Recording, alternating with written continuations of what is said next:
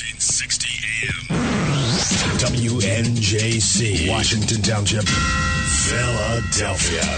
Philadelphia's Renaissance radio station. Brought to you from Forsyth Broadcasting. Or listen to us at WNJCradio.com. Hi, this is Bob Viden, owner of Bob's Little Sports Shop in Glasper, New Jersey. I've had the opportunity to travel in many foreign countries, and I've seen what happens to people when they lose their freedom. I wrote this poem. Give us freedom was the cry as they marched throughout the night. At Concord Bridge in Trenton, for freedom they would fight. To build a nation that would last with peace and liberty, it is a job that's never done if we are to be free. They wrote a declaration to announce that we are free, then a constitution for all the world to see. But this is ink on paper. We must make it last. It must always be defended, and that is quite a task. Today the battle rages for freedom in our land. To save our Constitution, we all must take a stand. We must stand up for freedom in our actions every day, and you can stand up with us. Join the NRA. This is Bob Viden of Bob's Little Sports Shop in Glasper, New Jersey. You may call us at area code 856-881-7575 or visit us online at bobslittle.sportshop.com. What does it take to be the leader in production systems technology? To be the one company that solves production problems at any plant, for any product, and with any technology? It takes a 30-year record of success. It takes total mastery of complex technologies with a history of delivering success every time, without fail. Only one company can claim that high ground in manufacturing line optimization, data automation, and systems integration, and that's Philadelphia Control Systems.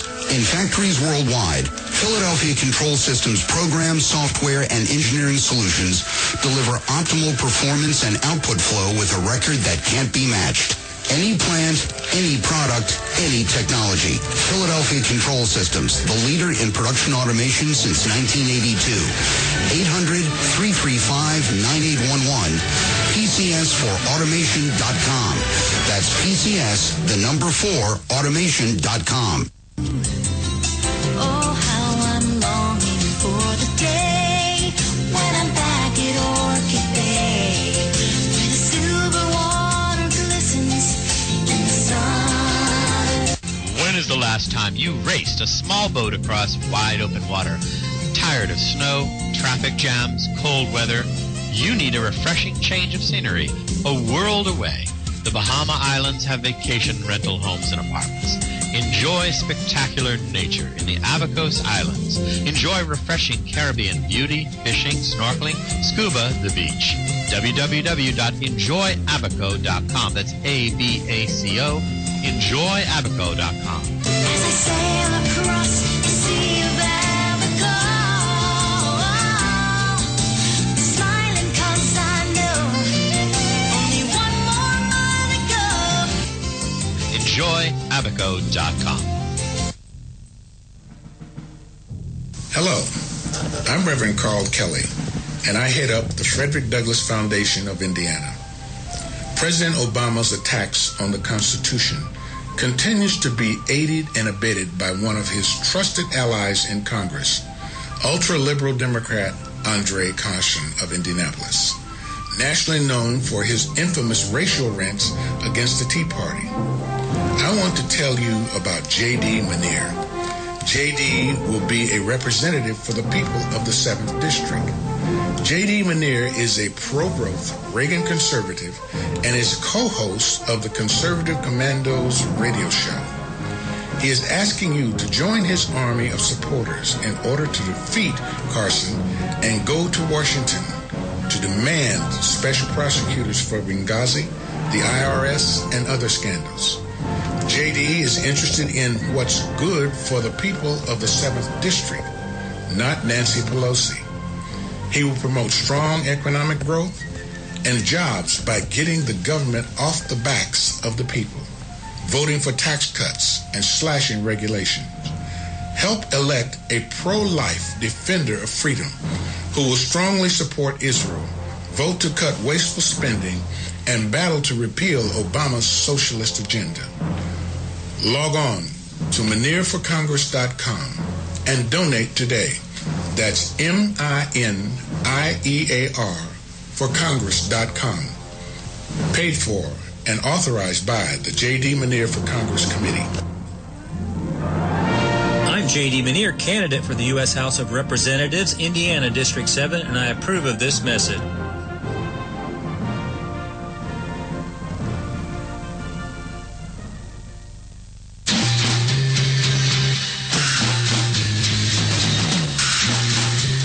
From the East Coast to the West Coast and around the world on the Internet, we're coming to you live from the CCRS studios, WNJC 1360 and WIFI 1460.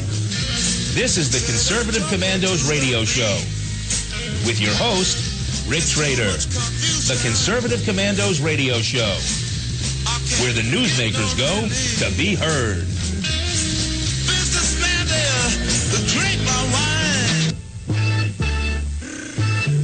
You can call the Conservative Commandos radio show at 856-227-1360. Your opinion counts at 856-227-1360. This is Congressman Alan West, and you're listening to the Conservative Commando radio show. Welcome, everybody, and welcome, fellow patriots. Welcome once again to the Conservative Commandos radio show. I'm Rick Trader, coming to you live from the CCRS studios, that of WNJC 1360, and of course around the world on the internet with our new internet broadcast partners, CPRWorldwideMedia.com, PatriotsRide.org, and VigilantLibertyRadio.us. And joining me today as my co-host is my very good friend, Anna Little. Anna, welcome to the Conservative Commandos radio show. I'm glad to be with you, Rick, and happy Friday. Happy Friday to you, too. So, Anna Little, what's going on your radar screen this week, my friend? Well, I guess we have to talk about Fort Hood, don't we? I believe we do. Unfortunately, but I believe we do. Yet another gun-free zone where violence is rampant.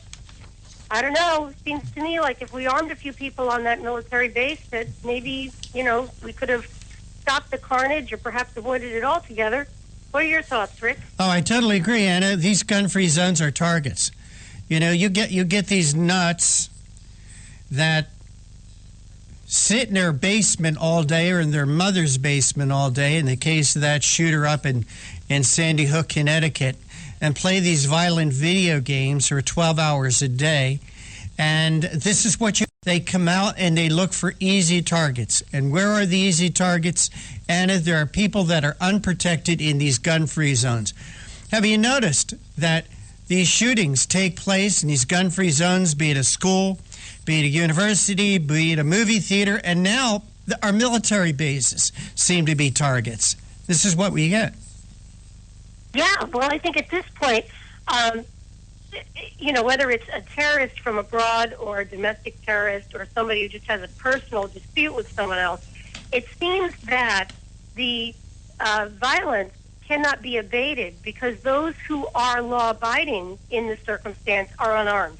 And the only one who is armed in that circumstance is the criminal or the terrorist. So what we've got to do, I think, we the people, is stand up to our representatives, our elected representatives, and ensure that the Second Amendment is enforced and that, these gun-free zones, while in the ideal, novel idea, they're ineffective. As a matter of fact, they're more dangerous than allowing people, law-abiding people, to be armed.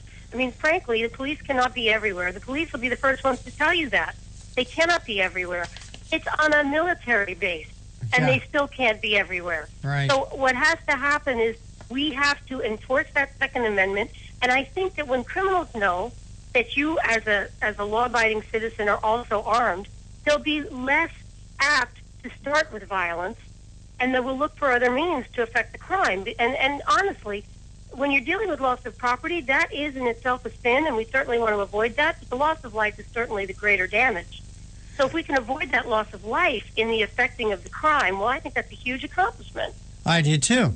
But then you're going to have the people on the left, the idiots on the left, say, oh, this is why we need to control guns. Well, if this is exactly why we need not to control guns.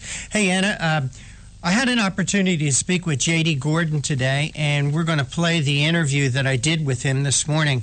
But I got into this conversation with J.D. You know, J.D. is a former Defense Department spokesman, and he served under the tutelage of Robert Gates and also Donald Rumsfeld. And we got into this conversation, and J.D. had some very interesting observations on exactly what we're talking about. Now, when you say, Anna, the police can't be everywhere, yes, you're right, they can't be. But this is another bug up my you-know-what. I have with the police. To me, too much of their time is spent on traffic patrol and not enough time on real police work, finding out who the real criminals are in the neighborhood, finding out who's buying drugs, who's selling drugs, because drug is the major emphasis for all crime in this country. 60% of the crime in this country is drug-related. They need to be targeting those people. They need to be targeting who's buying and selling these drugs. Also, the same people are doing the burglaries, the break-ins, the robberies, the assaults. And where are the police? The police are riding up and down the roads with their cute little radar guns, stopping 17-year-old kids who have an expired inspection sticker, and to them, that's police work. We don't need more police, Anna. I really believe we need more police doing real police work. Well, I don't disagree with you. I think a lot of the traffic, I sit, obviously, as a practicing attorney, I sit in municipal court on a number of occasions in my monthly duties here. And, what I see is very often an oversimplified system in which money is collected. Now, I'm certainly not devaluing the damage or the loss when there are DUIs and there are accidents that cause death, or when someone is driving irresponsibly in a repetitive manner. But I do see an awful lot of people that end up in court that probably, could have gotten a warning or something. And I think there is a focus on revenue collection. I mean, everyone's looking at costs these days. I think some of the trouble is those criminal matters that you've outlined, Rick, where the attention is not as strongly placed at the municipal level. Those folks don't end up paying fines, they end up doing time. And that's a different situation for a municipality. At the state level, surely the prosecutor's office is interested in those folks, but the ones that need to capture them very often are at the municipal level. So, we the people have to stand up, and we need to direct that our municipal officials lighten up a little bit on the collection, the revenue collection, and push our priorities more toward that criminal activity. And if you're in a neighborhood or in a municipality where there is no crime, certainly don't be afraid to talk about another section of town where crime might be, because certainly crime in one section of town certainly affects the reputation of the entire town. So it is your business, even if it's not in your backyard or next door. I totally agree. Hey, Anna, before we go to a break in about 4 minutes here, why don't we run down our list of guests today? As I mentioned, I had an opportunity to speak with J.D. Gordon, good friend of ours, and that of the Conservative Commandos radio show. And J.D. is a former naval officer. He also served as the vice president for communications as well as foreign policy and national security advisor to former presidential candidate Herman Cain. J.D. also is a commentator on Fox News. In fact, last week he was on the Huckabee Show, and that of the Washington Times, Human Events, Capital Insider, and many other media outlets. So we're going to do that interview with J.D. at 3:30. And Anna, who are you going to be speaking with today? Well, I'm going to be speaking with Catherine Engelbrecht. She's a small business owner from Texas, but we're focusing on her because she started the King Street Patriots in 2009, which has become the sponsor of the True the Vote initiative nationwide. This is a citizen-led effort to restore honor and integrity to our electoral system, and it educates voters and researches the veracity of voter registries, trains and mobilizes volunteers to work in the polling places. I call those challengers at the polling places, and advocates for comprehensive election code reform legislation. So this is a really exciting segment, Rick, and we're going to talk about the ATF director who says he wishes he had better answers about ATF agents probing a Tea Party conservatives. Now, we know about the targeting of Tea Party conservatives everywhere throughout the nation, so this is a very interesting segment. It sure is. In fact, the Tea Party conservative that they're talking about is Kathleen Engelbrecht, so that's why we asked her to be a guest on the show today. Yep, we're going to get an eyewitness and an ear-witness account of what's been going on, so that's exciting stuff. Yep. And then we're going to later talk with Dr. Bobby Eberle, and we're going to talk to him about, conservative political analysis and certainly what's going on in the GOP. There is a website called GOPUSA.com, and, we thought that we'd have a conversation with him generally about strategy and, where we've come to where we are today and where we need to get to, because, we have to gear up. I know we're in the midterms still, but we've got to gear up for 2016, and we've got to have that on our mind, because we've been seeing as conservatives what happens when you allow a liberal to take control of the White House, and we certainly need to correct that in 2016, and the midterms are a chance to prepare for that. So I'm really excited, Rick, about talking with Dr. Bobby Eberle, because he's going to help us give a strategy to we the people as to what we need to be doing now and how to carry that forward as we go toward the presidential elections in 2016. All right, and Bobby Eberle is a very interesting person. Not only did he start the website, GOPUSA, but he's also an active Indy race car driver. So it's going to be interesting to talk with him. Yeah. Hey, Anna, why don't you go get your tea? Because we're going to go take a little break right now. And you are listening to the Conservative Commandos radio show with Anna Little and Rick Trader. We're coming to you from the CCRS studios, that of WNJC 1360, and around the world on the internet via our new internet broadcast partners, CPRWorldwideMedia.com, PatriotsRide.org, and VigilantLibertyRadio.us. And about this time every show, I say these words.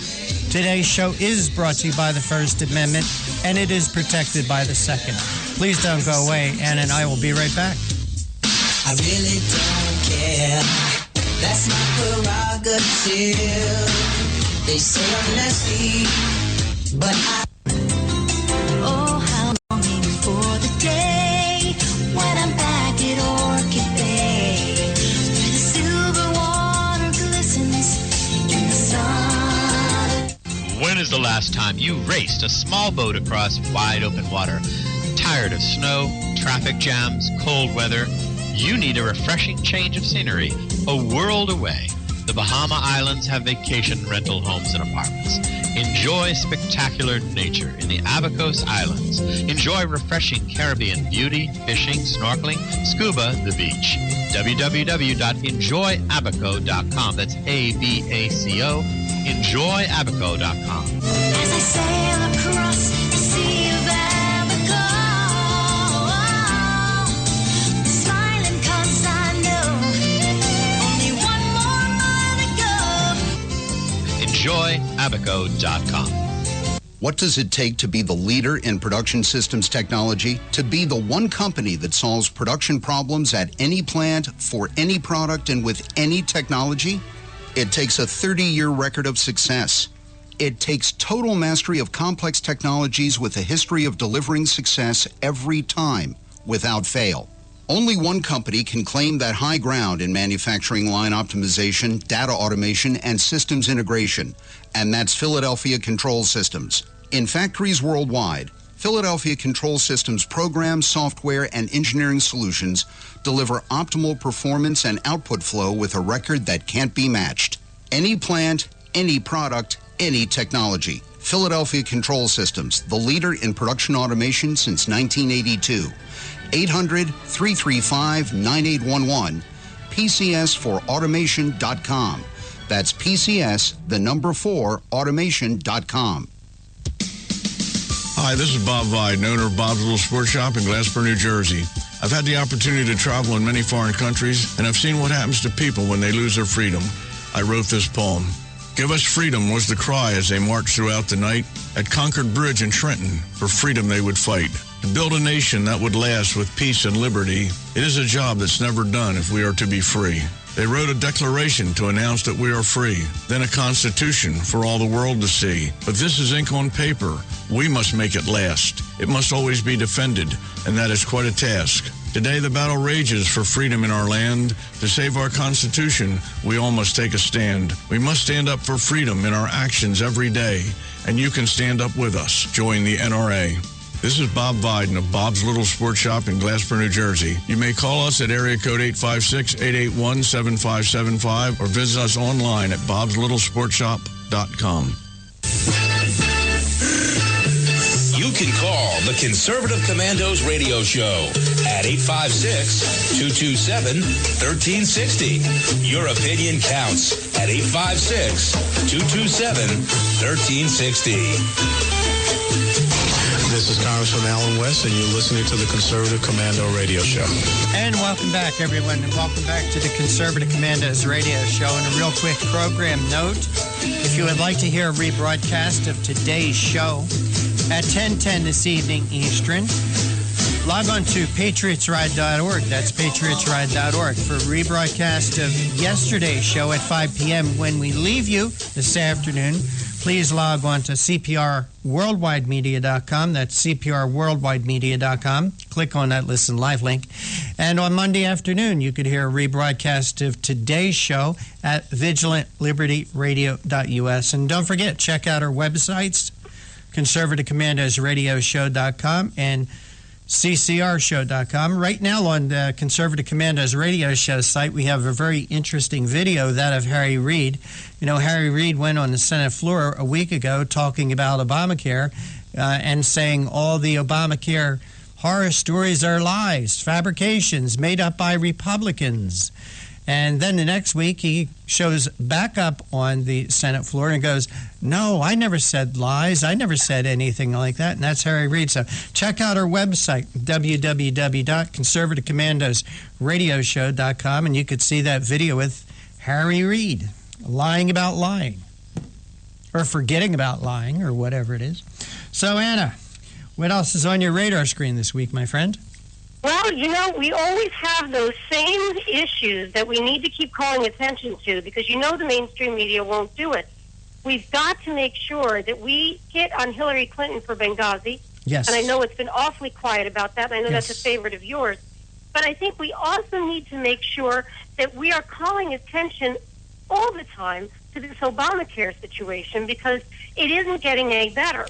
And I think we may have just passed the deadline. I know there was talk of an extension. I'm not sure exactly where we are in all of that. But what's most important is that we still have millions of Americans who are uninsured. Those who are actually were insured have lost their insurance. This is the kind of leadership we have from this particular president. Not to mention, as we pile up these issues one upon the other, and that's really what I want to talk about, Rick, is the aggregate here. We've still got a situation in Ukraine, which is unresolved. And there's a lot of anxiety, I think, here in the United States about whether this is going to produce another world war. I mean, the hope is not. Obviously, there must be many nonviolent ways of dealing with this. But the aggression on the part of President Putin of Russia shows the disrespect or perhaps the lack of leadership on the part of the disrespect by Putin for this government, our head being the man who's in the White House right now. Thank you for not calling him president. Well, yeah, okay. Because I refuse to call him president. The White House has not maintained our level, excuse me, our level of leadership worldwide. He has stepped back. He has stepped backward, and therefore he has made the opening, or at least suggested that there is an opening for someone like Putin to be aggressive and get away with it.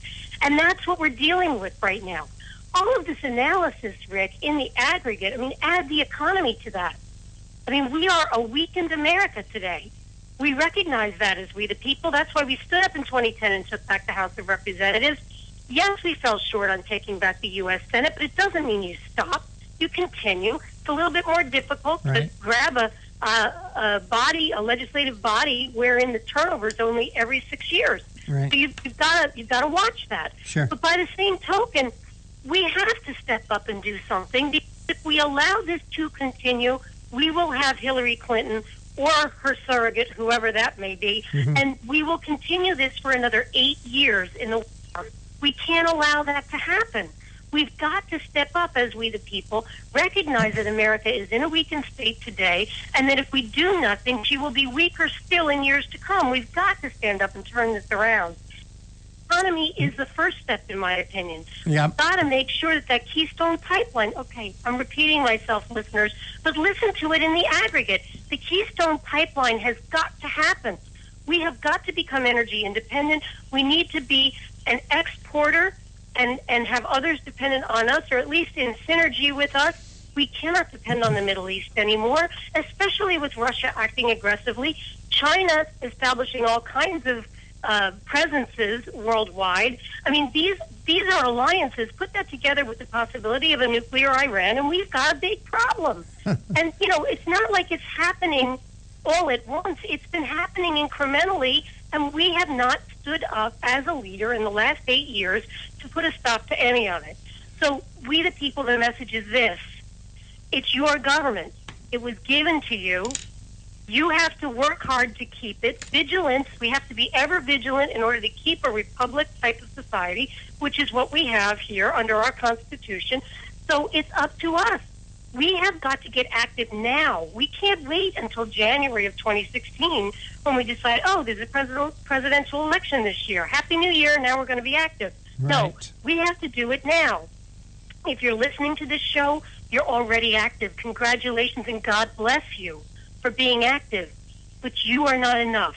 You've got to go out and get 10 others like you. You've got to tell them about Conservative Commandos radio show. You've got to plug them into your nearest grassroots group, whatever the title of that may be. If it's a Tea Party, fine. If it's a Liberty, Freedom and Liberty group, if it's a Liberty and Prosperity group, if it's Americans for Prosperity, all of these groups are good.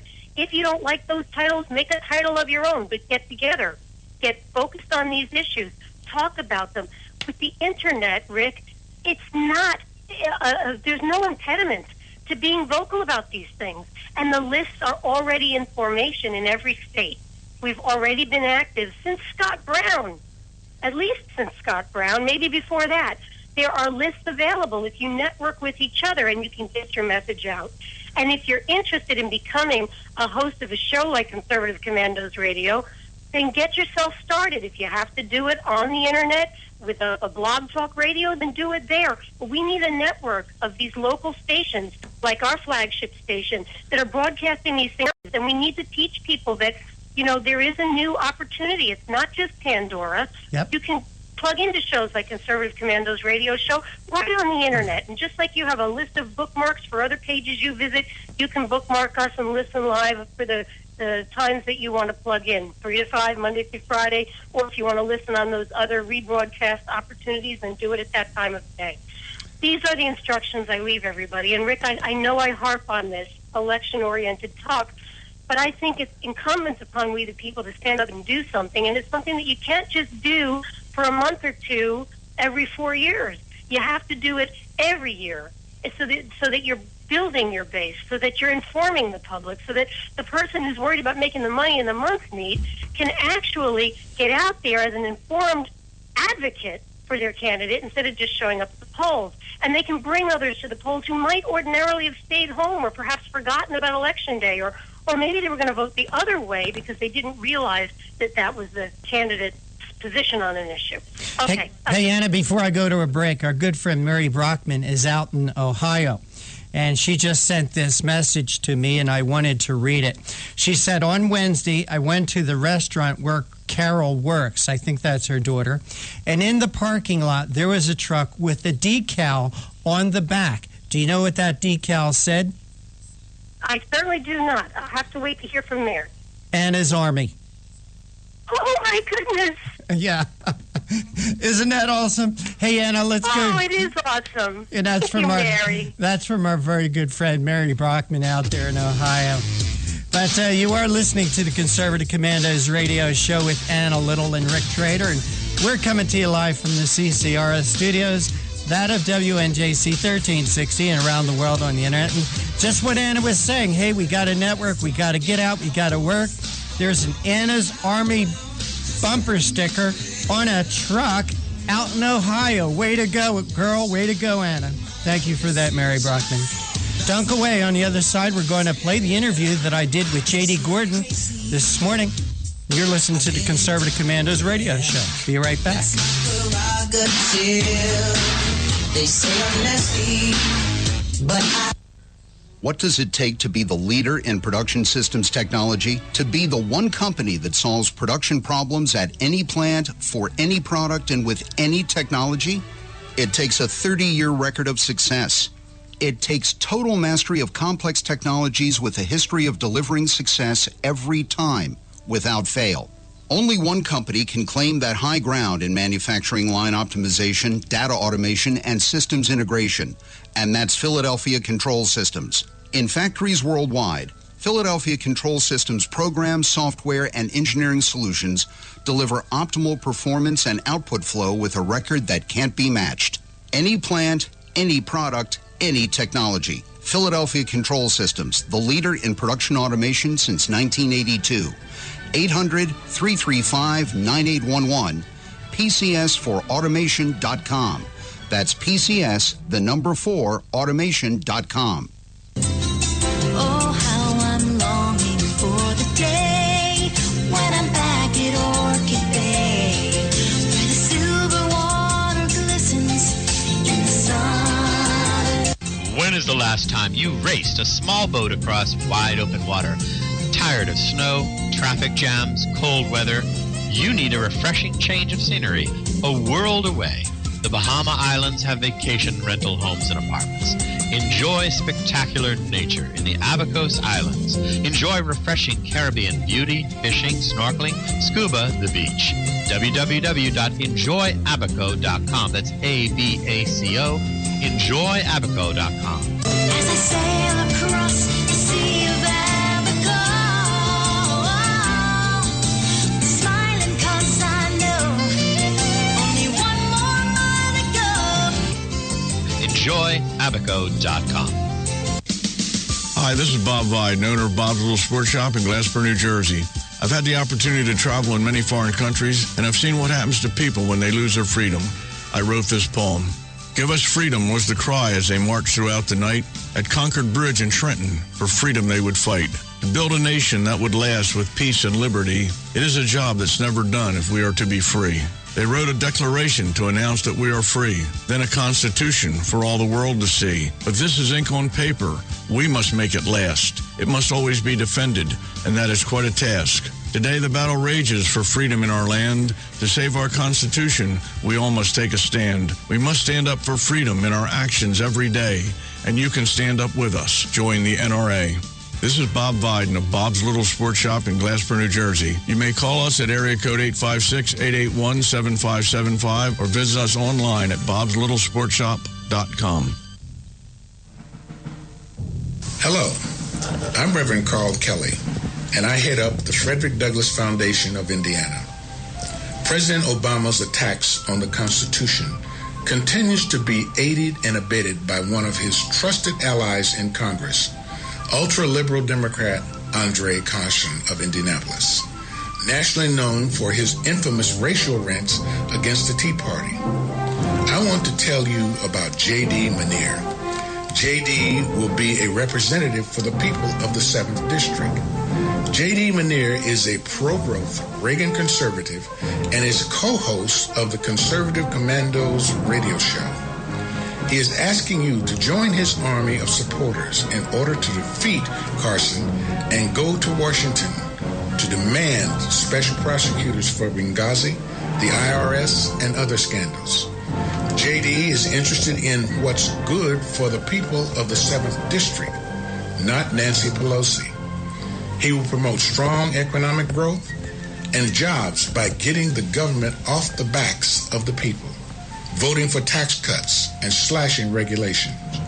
Help elect a pro-life defender of freedom who will strongly support Israel, vote to cut wasteful spending, and battle to repeal Obama's socialist agenda.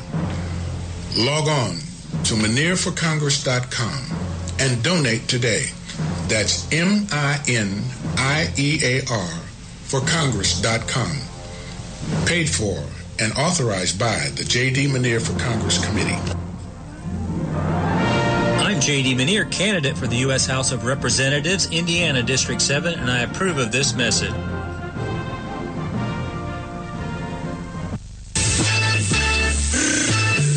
You can call the Conservative Commandos Radio Show at 856-227-1360. Your opinion counts at 856-227-1360.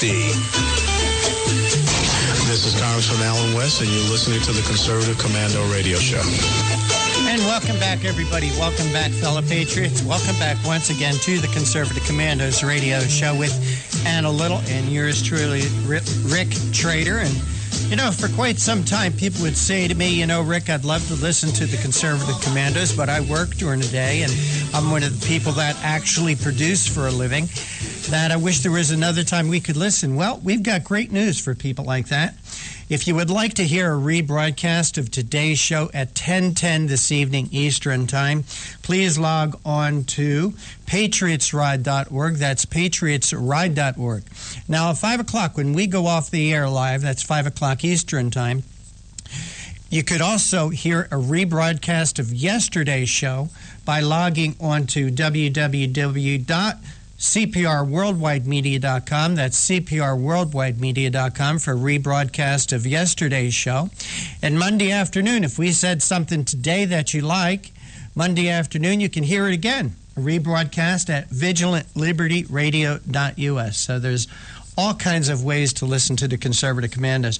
Wanted to say something about what Anna was talking about before we went to a break about getting moving, getting motivated.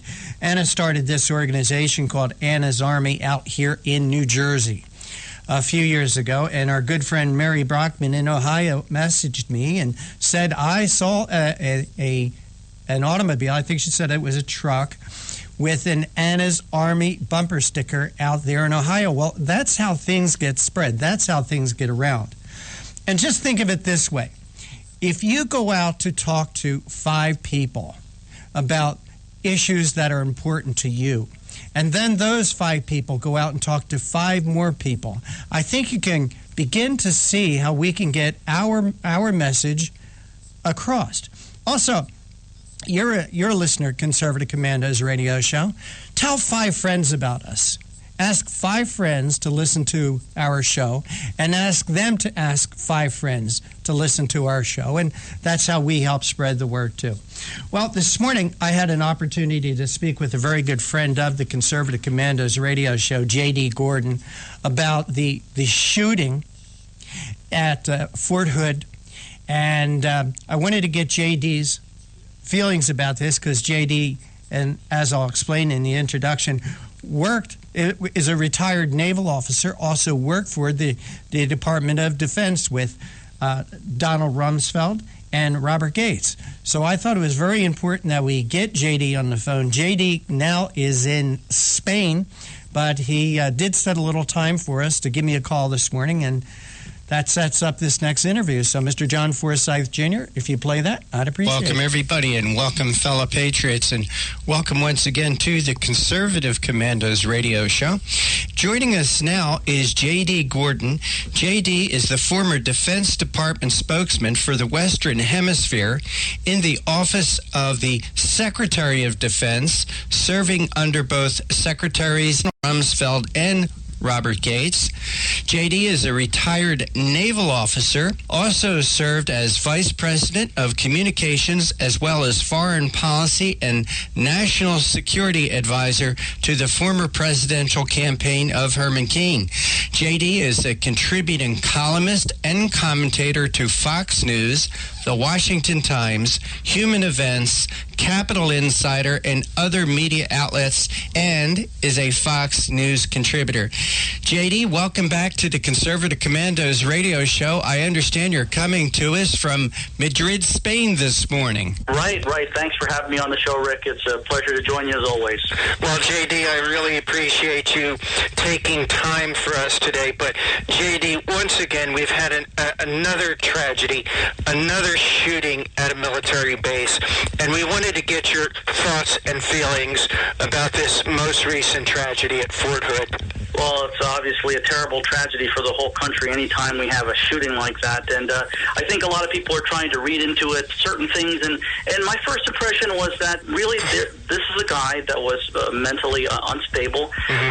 Some folks say, yes, he was an Iraq veteran with PTSD, but if you actually look into his case, he spent 4 months in Iraq. He was a truck driver. He didn't have any direct combat experience. He wasn't wounded. So I think this was just more of a case of an individual who was very unstable. But the thing is, I take away from it, is that the military is under so much stress these days under the Obama administration. If you look at it, the Army shrinking to the smallest it's ever been since before World War II. They're cutting over 100,000 ground troops. So there's a lot of stress on the force. You know, during the Obama administration, Rick, we have the highest military suicide rate of all time. Of all time. And so I think this person was unhinged, of course. You know, he had just moved there to Fort Hood from Fort Bliss. He had a wife and a young child, and he was just brand new in a new apartment a week ago. So he had a lot of stresses. Apparently there was some argument at the unit he was with. He was brand new there. And so I think it was just an individual who was mentally unstable. He was getting treated. He was on Ambien apparently, and I think that, you know, he had his personal demons. Rick, but I don't think it's related to terrorism at all. Not related to terrorism in my opinion so far, but we'll see what the investigation says. But I do think it's an indicator on the stress on the military these days under President Obama. Well, JD, let's continue that let's continue that line of thought, because this is the third attack on military personnel in the last few years.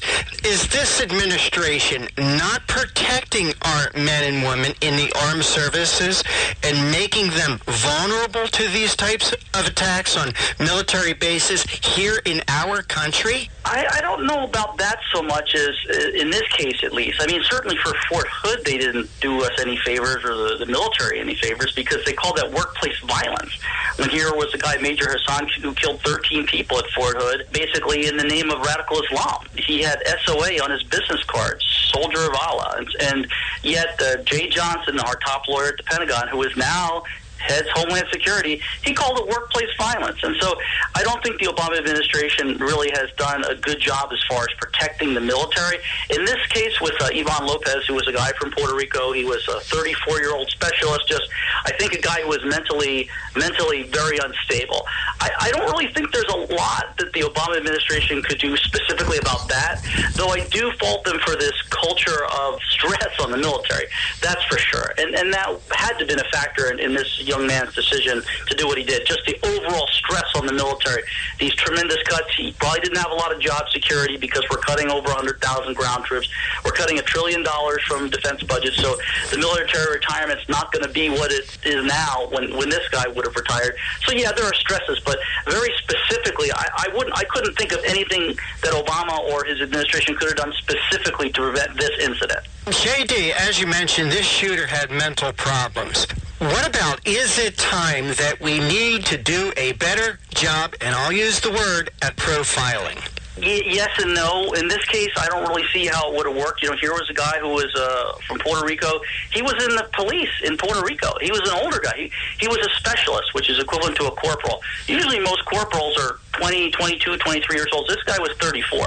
So he came in later, but he was a police officer before. So I don't really see how you could prevent this kind of thing from happening. As terrible as it sounds, I just think this was more of a one-off. This wasn't like a Major Hassan who had warning signs.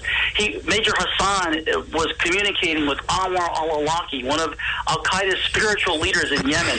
The FBI knew about it. The FBI didn't tell the military because they were too scared of their bosses because of political correctness run amok. So in certain circumstances, yes, I think this administration has really put our troops at risk. In this particular one, I just don't see whichever the administration was, whether it was Bush or Obama or whoever comes next, I just don't think in a case like Ivan Lopez killing 4 people in Fort Hood, I don't think anybody could really have prevented that specific case, unfortunately. JD, is it time for us to arm our military personnel, or let our military personnel be armed at military bases or on military bases? Yeah, I think so. I don't think it makes a whole lot of sense to have a guy like Ivan Lopez walking around and killing 4, and I believe he wounded 16, because he was armed and nobody else was at the time. So yeah, I think there's a chance for the military to do a better job. But then again, the opposition will say, well, if all these people had weapons, then there'd be more shootings. I don't buy that. I think that if everybody was armed, or if more people were armed,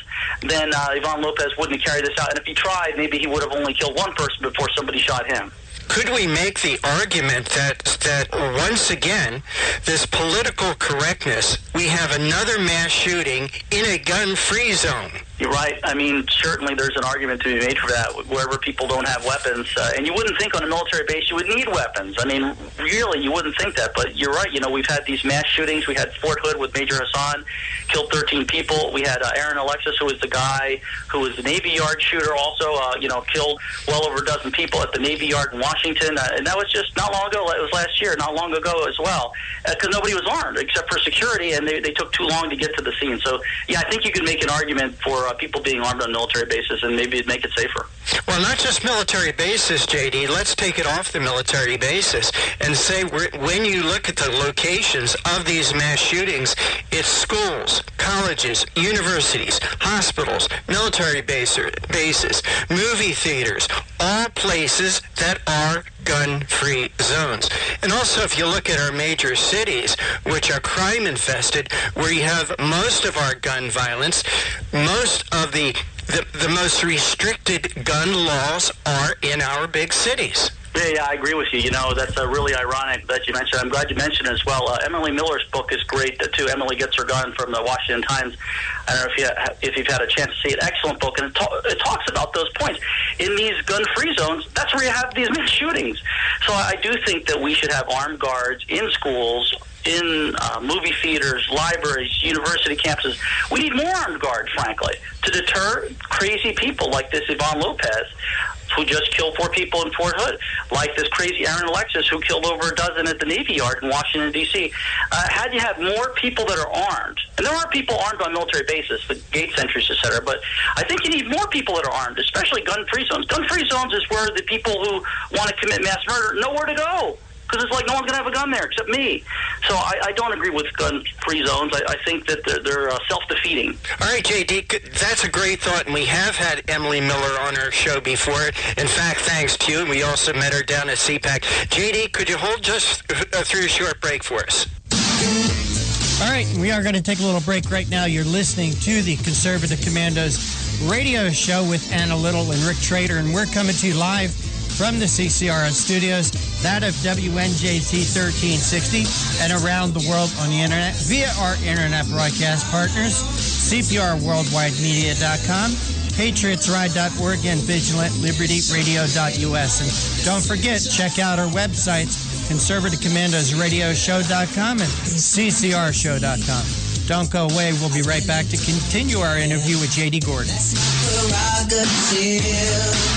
They say I'm nasty, but oh, how I'm longing for the day when I'm back at Orchid Bay, where the silver water glistens in the sun.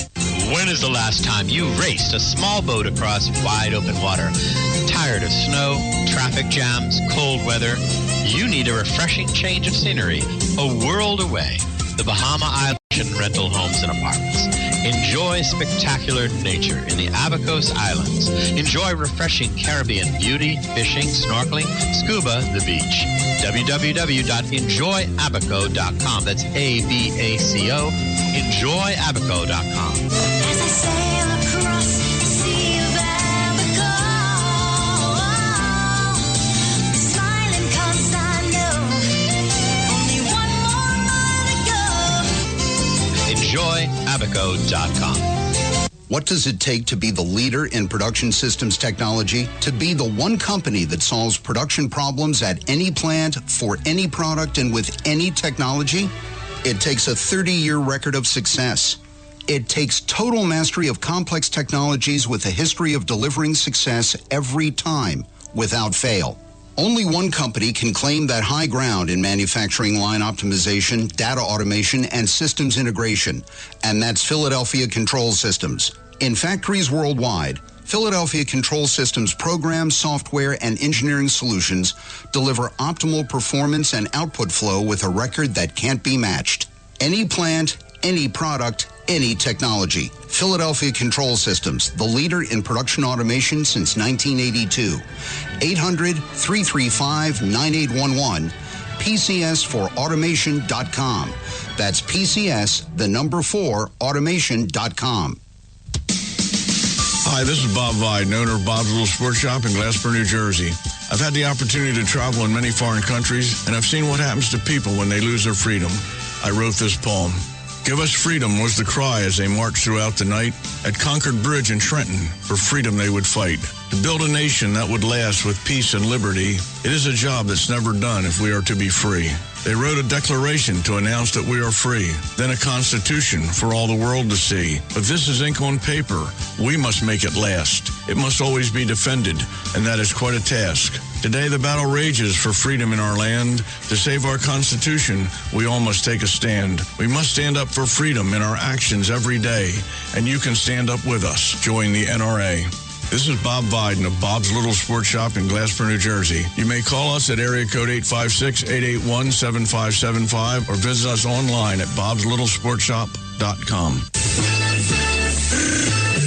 You can call the Conservative Commandos radio show at 856-227-1360. Your opinion counts at 856-227-1360. This is Congressman Alan West, and you're listening to the Conservative Commando Radio Show. Welcome back, everybody. Welcome back, fellow patriots. Welcome back once again to the Conservative Commandos Radio Show. I'm Rick Trader. I'm joined by Anna Little, and our guest this segment is J.D. Gordon, former Defense Department spokesman. J.D., we're talking about the most recent tragedy at Fort Hood. There has been a call for greater security on military bases. Now, you've been on many military bases. Could you describe for us what type of military procedures are taken to keep violent people with guns? How do you keep them off a military base? Well, Rick, primarily they rely on the gate sentry. So when you come through a military installation, vehicles are searched. And not all vehicles are searched, though, because if a person has a military ID, they're basically assumed to be safe and vetted. But as we saw in this case, another active duty soldier who kills 4 people, Major Hassan, another active duty guy, a major, he killed 13 people. So the first step is at the gates. But if not all the vehicles are getting searched, then people are liable to bring in weapons, or they could bring in weapons. So that's tough. The other thing is we have military police that rove around military installations. They're in police cars. They look just like civilian police cars, essentially. And the MPs are armed. And so that's a way. But I do think that we need more people that are armed, more security, essentially, particularly in places that have large groups. All that being said, this would have been so difficult to prevent in any case, though. It's just a reality, I think, just because of the fact that all our armed forces are supposed to be trusted. So if one of them gets a gun, we have 1.4 million active duty. Well, J.D., that in and of itself is part of what makes them vulnerable. Makes military bases vulnerable, makes our military personnel vulnerable, because they are supposed to be trusted. But when you get a Major Hassan or the guy that did the shooting this past week, we trusted those people. But our trust was violated. It was. And also Aaron Alexis, who was the Navy civilian contractor, he should have been stopped because of his security clearance issue for Aaron Alexis's case. Major Hassan should have been stopped because there were so many warning signs about him being really a radical Islamist, a jihadist. This guy, this latest one, Ivan Lopez, who was a former Puerto Rican police officer in Puerto Rico, it would be near impossible to predict he'd do something like this. He was being treated for PTSD. He was on medication, but nobody thought, the medical personnel, his colleagues, his neighbors, nobody thought this guy would do something like this. So something like this, it's almost like bad weather. I hate to say it. It's almost like human bad weather where you run into a tornado. I hate to think of it that way, but in certain cases, there's just so much you can do. In this thing, I just don't think there's any specific thing that could have been done to prevent this isolated incident. Horrible as that sounds, I just don't think there's any specific thing that could have been done in this specific case. I do, JD, and we talked about it earlier. Let the military be armed on a base. You know, Texas, I believe, is an open carry state. I don't know why the laws of Texas can't go onto the base like Fort Hood. JD, you know, a lot of people are calling for stepped-up security at our military bases, but as we're talking, there's nothing much that can be done unless you thoroughly inspect every car and every bag and every person entering a military base.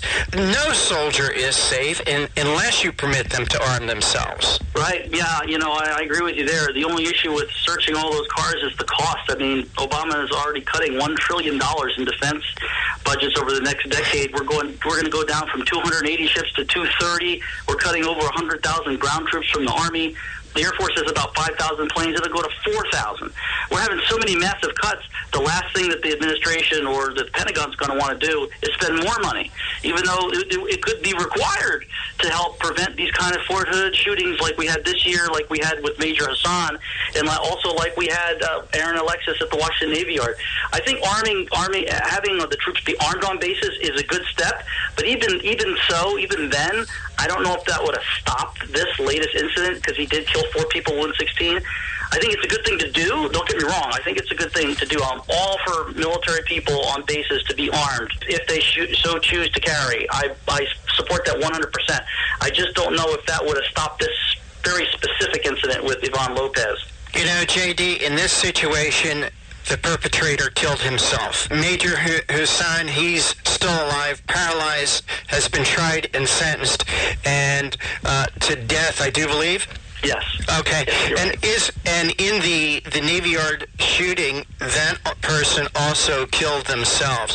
Is there a benefit to capturing the perpetrator, or is this the best end by this guy biting a bullet?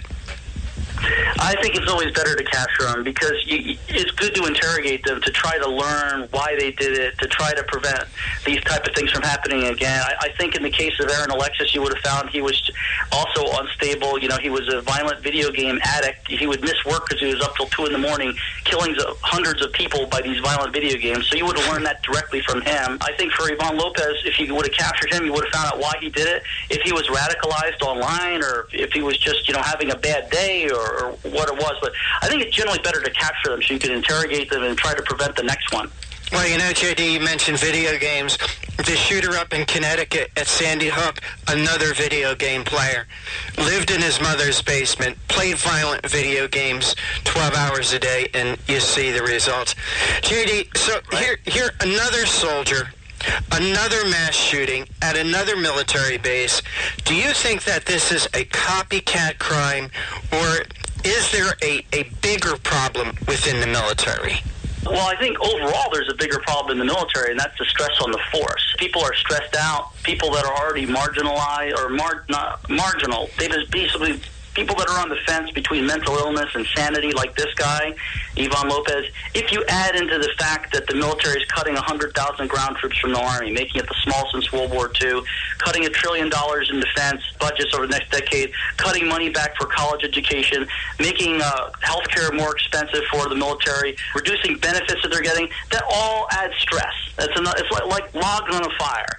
So the more logs on the fire that the Obama administration puts on the military, even social programs, social experimentation like repealing Don't Ask, Don't Tell, allowing women into combat roles, which lowers the standards, because some women could do everything a man could do, but very, very, very few. I mean, when it comes to the physical tasks on the battlefield, like, marching 12 miles with a 90-pound pack and a rifle. I mean, very few women could do that, like guys.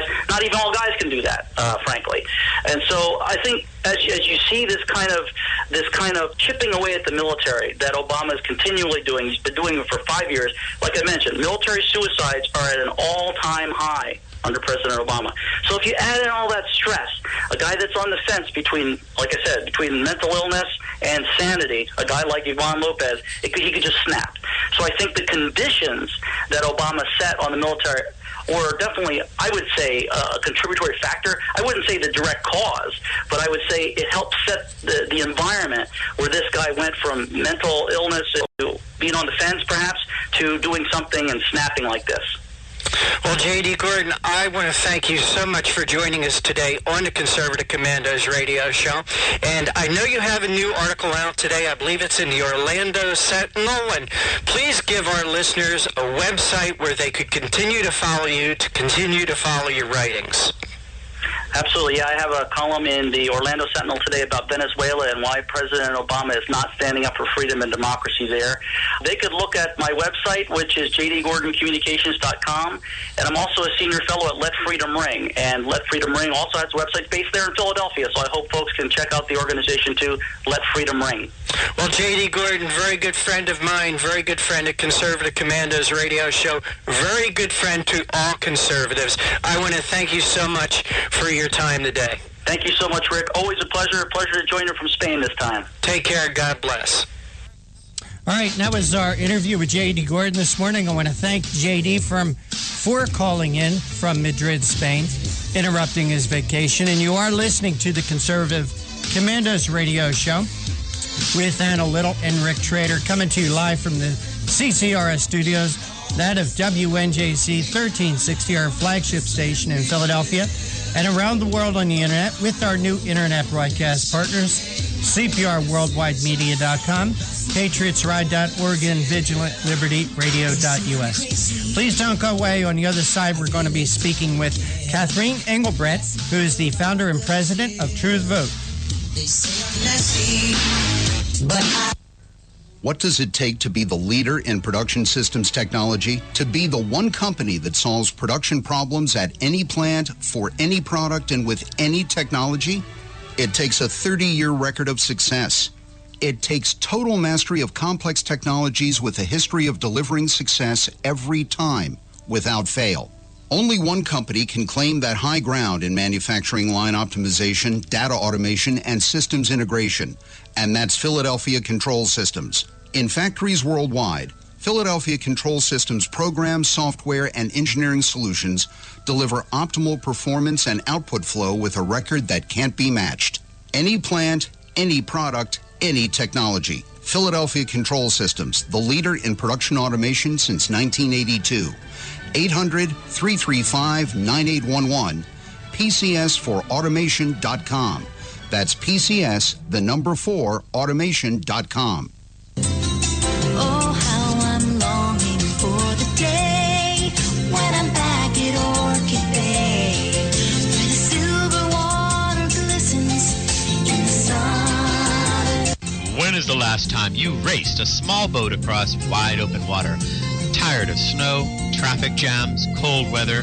You need a refreshing change of scenery, a world away. The Bahama Islands have vacation rental homes and apartments. Enjoy spectacular nature in the Abacos Islands. Enjoy refreshing Caribbean beauty, fishing, snorkeling, scuba, the beach. www.enjoyabaco.com. That's ABACO. Enjoyabaco.com. As I sail across the sea of Abaco, smiling 'cause I know only one more mile to go. Enjoyabaco.com. Hi, this is Bob Vide, owner of Bob's Little Sports Shop in Glasper, New Jersey. I've had the opportunity to travel in many foreign countries, and I've seen what happens to people when they lose their freedom. I wrote this poem. Give us freedom was the cry as they marched throughout the night. At Concord Bridge in Trenton, for freedom they would fight.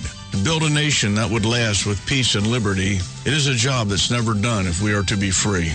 They wrote a declaration to announce that we are free, then a constitution for all the world to see. But this is ink on paper. We must make it last. It must always be defended, and that is quite a task. Today the battle rages for freedom in our land. To save our Constitution, we all must take a stand. We must stand up for freedom in our actions every day, and you can stand up with us. Join the NRA. This is Bob Viden of Bob's Little Sports Shop in Glasper, New Jersey. You may call us at area code 856-881-7575 or visit us online at bobslittle.sportshop.com. Hello, I'm Reverend Carl Kelly, and I head up the Frederick Douglass Foundation of Indiana.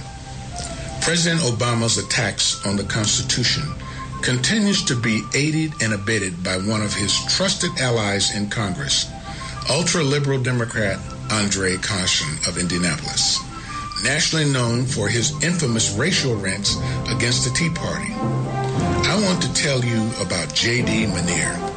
J.D. will be a representative for the people of the 7th District. J.D. Manier is a pro-growth Reagan conservative and is co-host of the Conservative Commandos Radio Show. He is asking you to join his army of supporters in order to defeat Carson and go to Washington to demand special prosecutors for Benghazi, the IRS, and other scandals. J.D. is interested in what's good for the people of the 7th District, not Nancy Pelosi. He will promote strong economic growth and jobs by getting the government off the backs of the people, voting for tax cuts and slashing regulations. Help elect a pro-life defender of freedom who will strongly support Israel, vote to cut wasteful spending, and battle to repeal Obama's socialist agenda. Log on to ManierForCongress.com and donate today. That's MINIEAR for Congress.com. Paid for and authorized by the J.D. Manier for Congress Committee. I'm J.D. Manier, candidate for the U.S. House of Representatives, Indiana District 7, and I approve of this message.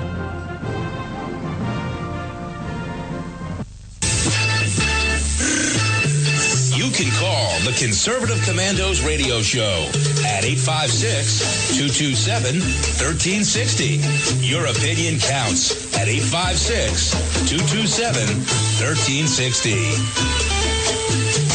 This is Congressman Alan West, and you're listening to the Conservative Commando Radio Show.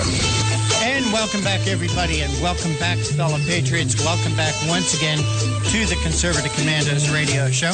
I am Rick Trader, and I'm joined by Anna Little today.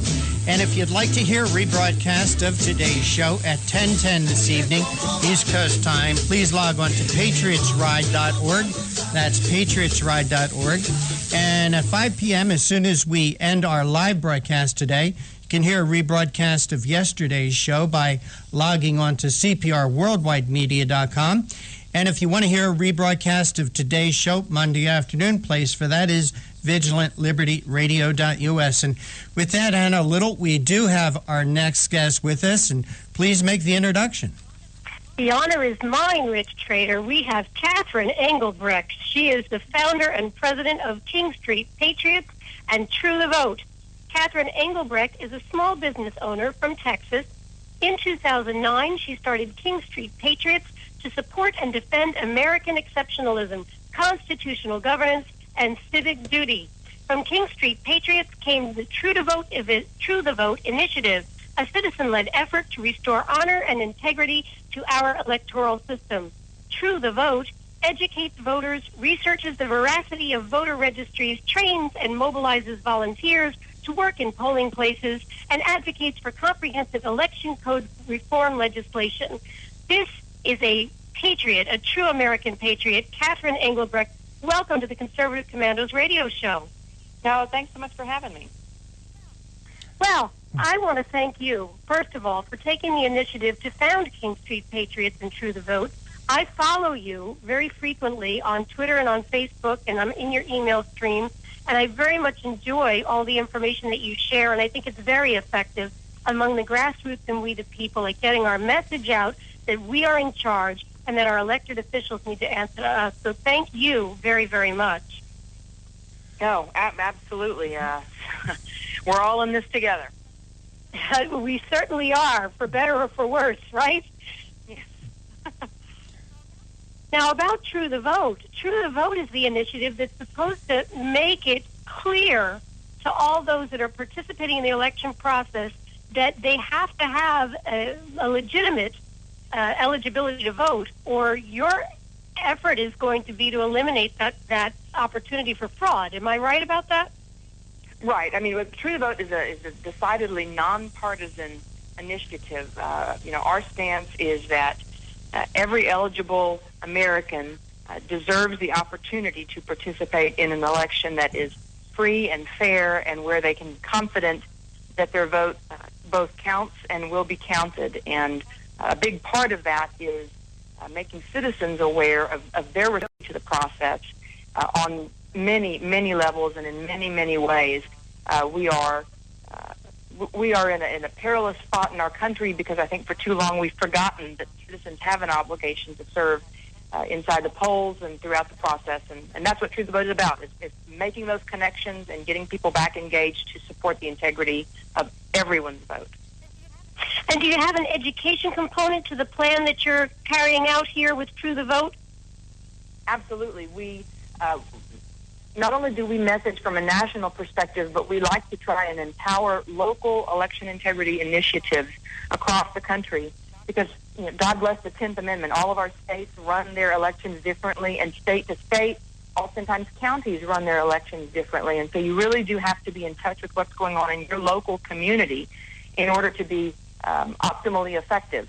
But even inside of that, there are some best practices that we do provide training for poll watchers, for legislative advocacy, for how to build teams, and those are things that we offer online and that we also come out and speak to groups across the country about. That's great. Now, I wanted our listeners to hear that, Catherine, because I think it's important for them to plug in and to do what they can to support your efforts, yes, on the national stage, but also in their local community. How could our listeners do that for this True the Vote project that you work on? They can go to truethevote.org, our website, truethevote.org, and sign up. When they sign up, the process works that when we find out where they're from, we try to connect them with the local election integrity effort in their area. No election integrity effort that we are affiliated with is called True the Vote. That by design, we didn't want True the Vote to be a cottage industry. That's not the point. The point is to keep the liberty in the hands of the people at the local level. And if we need to be the tip of the spear for messaging, then so be it. But we're empowering groups all over the country to do their own thing, and are quick to get those volunteers in touch with keeping in touch with us, but also directed to what's happening in their own backyards. And I am so grateful again to you for allowing that to remain autonomous at the local level and to be that loose connector between one and another, or say a network or between one and another, because I think that's so very important in this movement. Anytime we give the impression of being top-down, people believe that they can delegate responsibility, and then there's a loss of activity at the grassroots level. So I'm so glad, Catherine, that you at King Street Patriots and True the Vote, you get that. So I think it's a very effective program, and it must be effective indeed because you have been targeted by the federal government. Tell us about that, Catherine. Well, we filed our nonprofit application for 501c3 status, which is just a certain classification as a nonprofit organization. There are all kinds of classifications, but a 501c3 effectively says that we are nonpartisan and serve in the interests of the community. And so True the Vote fits all those definitions, and that's what we filed to be. And after that filing, we apparently got on somebody's watch list because shortly after that, crazy things began happening. We were paid visits by the FBI. We were my husband and I have a business. The business was audited for 2 years in a row, and then we were personally audited for 2 years in a row. And then OSHA showed up, and Bureau of Alcohol, Tobacco, and Firearms showed up twice, and the Texas branch of the EPA showed up. All the while, our application for the nonprofit status was in limbo, where a typical process takes 3 to 6 months maximum to complete. Ours took almost 3.5 years. We ended up having to sue the IRS. And what's of note, I mean, there's so many levels to all of this, but what's most significant, I think, in helping to wrap your head around what really stands out in the mess and maze of it all is that prior to my filing a nonprofit application, I've been in private business for 16 years, had never had any government agency ever darken our doorstep for anything. We filed our taxes every year, and that was it. There was no difference. There was no change. There were no accidents on site. There were no problems. There was nothing. All that happened, the only distinguishing characteristic was that we filed a nonprofit application for an organization separate and apart from anything we were doing personally or professionally, but apparently the nonprofit activity signaled a threat to the administration. And so where prior to that filing we'd never had any interest from any of these agencies, all of a sudden we were being met with an alphabet soup of agencies that to date has resulted in 25 either investigations or audits or inquiries by 5 different government agencies. Wow. Crazy. Wow. I mean, you sound like the little old lady from Pasadena who never had a parking ticket. That's what you sound like to me. I mean, how can we explain this, Catherine? How is it that you have incurred the ire, or at least the attention, at this level of the federal government? What do you think has caused this? Well, I have to say that for years, this went on really for a period of 3 years before I finally said enough is enough. And I, up to that point, had said nothing publicly of it. And, you just reach a place where you recognize that it's not going to stop. That is the modus operandi of this administration is the intimidation factor, the chilling factor. Silence plays to their benefit. And what I have come to understand is that the best thing I can do, the best thing you can do, or any of us can do, is speak out and speak out boldly in the face of injustice, because the power that they derive from our silence is what will ultimately lead us all and lead this country to a place that we can't possibly imagine. And we'll go there. We'll go there silently. We'll go there silently because we don't want the stigmas that our culture attaches to the kinds of things that have happened to me, and frankly, most people wouldn't want to wish this on their worst enemy. But Catherine, you are teaching us that silence is not the way to go about this, and I hope you'll hold on through the break, because we are certainly just getting started with you, and I want you to expand upon this example of what we need to be doing from today forward to avoid this kind of thing and to redress the injustice that's occurring here. Listeners, you are listening to Conservative Commandos Radio Show. We are broadcasting live from our flagship station at WNJC 1360 and around the world on the internet. We have to go to break right now, but don't you go away, because we'll be right back. And while we're on the break, why don't you check out our website at ccrshow.com and conservativecommandosradioshow.com. And we'll see you right after the break. Make my own decision. That's my prerogative. They say I'm crazy. I really don't care. That's my prerogative. They say I'm nasty, but oh, how I'm longing for the day when I'm back at Orchid Bay, where the silver water glistens in the sun. When is the last time you raced a small boat across wide open water? Tired of snow, traffic jams, cold weather? You need a refreshing change of scenery, a world away. The Bahama Islands have vacation rental homes and apartments. Enjoy spectacular nature in the Abacos Islands. Enjoy refreshing Caribbean beauty, fishing, snorkeling, scuba, the beach. www.enjoyabaco.com. That's ABACO. Enjoyabaco.com. As I sail across the sea of Abaco, smiling 'cause I know only one more mile to go. Enjoyabaco.com. Hi, this is Bob Vide, owner of Bob's Little Sports Shop in Glasper, New Jersey. I've had the opportunity to travel in many foreign countries, and I've seen what happens to people when they lose their freedom. I wrote this poem. Give us freedom was the cry as they marched throughout the night. At Concord Bridge in Trenton, for freedom they would fight. To build a nation that would last with peace and liberty, it is a job that's never done if we are to be free. They wrote a declaration to announce that we are free, then a constitution for all the world to see. But this is ink on paper. We must make it last. It must always be defended, and that is quite a task. Today, the battle rages for freedom in our land. To save our Constitution, we all must take a stand. We must stand up for freedom in our actions every day, and you can stand up with us. Join the NRA. This is Bob Biden of Bob's Little Sports Shop in Glasper, New Jersey. You may call us at area code 856-881-7575 or visit us online at bobslittlesport.com. You can call the Conservative Commandos radio show at 856-227-1360. Your opinion counts at 856-227-1360. This is Congressman Alan West, and you're listening to the Conservative Commando Radio Show.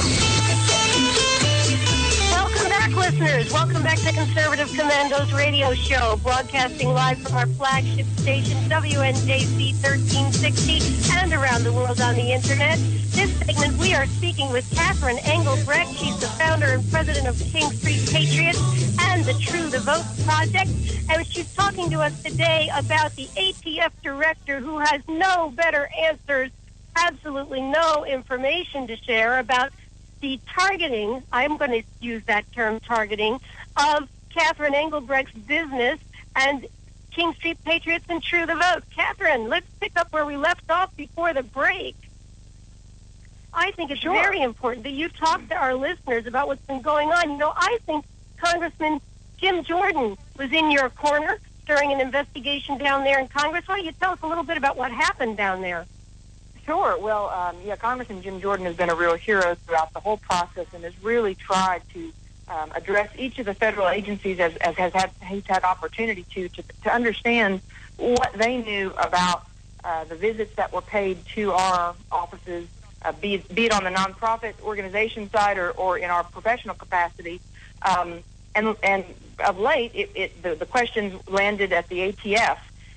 They had a hearing and they brought in the Bureau of Alcohol, Tobacco, and Firearms and asked why, among other things, why they had come out to our business to do audits for twice in 13 months. And now I want to stop you there because the nature of your business, you do have a license. You have a federal firearms license for 12 years. Is that correct? Correct. Not for 12 years. I did hear Congressman say that. We've had it for a number of years, not for 12 years, but... Not 12, okay. Right. But nonetheless, I mean, we've had it for a while. And but you've never actually made any gun parts. That's correct. There's never, not only have there never been any issues with our organization, but we don't actually make gun parts. We just had the license just in case. And the ATF knows that because you have to file regular status reports that indicate what kind of business you're doing, and ours are always zeros.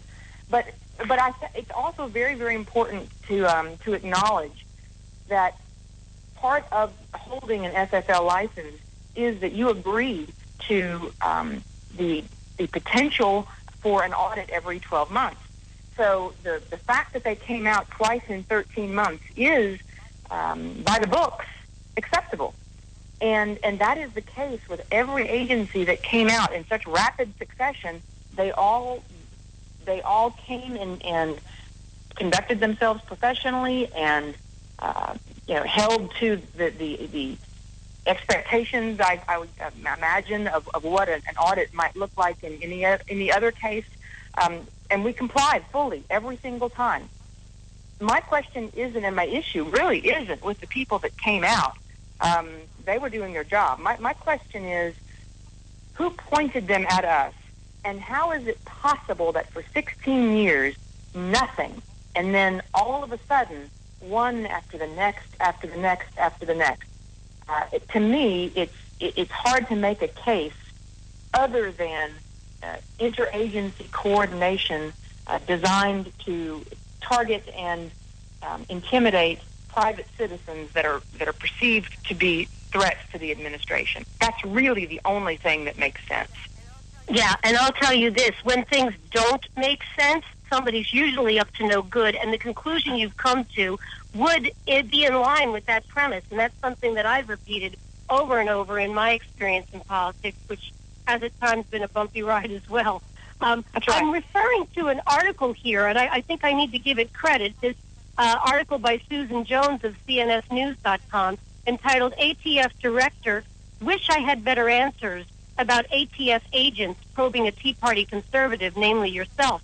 So, that's the article that I'm grabbing my information out of, and we should give Susan Jones credit for that. But I want to continue talking about this briefly before I bring our producer, Rick Trader, in to talk to you about some other stuff. Basically, Jim Jordan was going to the point here, saying that usually there has to be a high-risk indicator, maybe criminal activity or some other high-risk indicator that brings federal compliance inspections out to a location. And, he did describe in this investigation, this congressional investigation, that, people ought to imagine what you felt like being bombarded by agency after agency after agency. I mean, it was certainly harassment, if not intimidation. And, I want you to talk a little bit about what that felt like. What did it feel like, Catherine? Well, I mean, that it's difficult to really describe, because I have to be honest with you. As these agencies continued to show up, the truth is, all it really did was redouble my resolve to stand firm, knowing exactly what this was all about. Congratulations for that. This is why I call you a true American patriot, coining the phrase that, we've heard on Hannity over and over again. You are courageous. And it was courageous patriots like yourself that founded this country, and it's courageous patriots like yourself that are going to keep this republic for future generations. And at this point, I hope Rick Trader's ready to jump in, because I think we need to go back to the fact that you haven't given up doing your work with True the Vote and King Street Patriots. And I think, Rick, you've got some questions for her about that. Yes, and we're speaking with Catherine Engelbright from True the Vote. And Catherine, great to have you on again here on the Conservative Commandos radio show. I just wanted to make one comment about this article in CNS News. It was a statement by the head of the ATF. When questioned by Congressman Jordan, he said, "Well, it's unfortunate that you and Miss Engelbrecht think it's harassment." I just wanted to get your comment on that comment.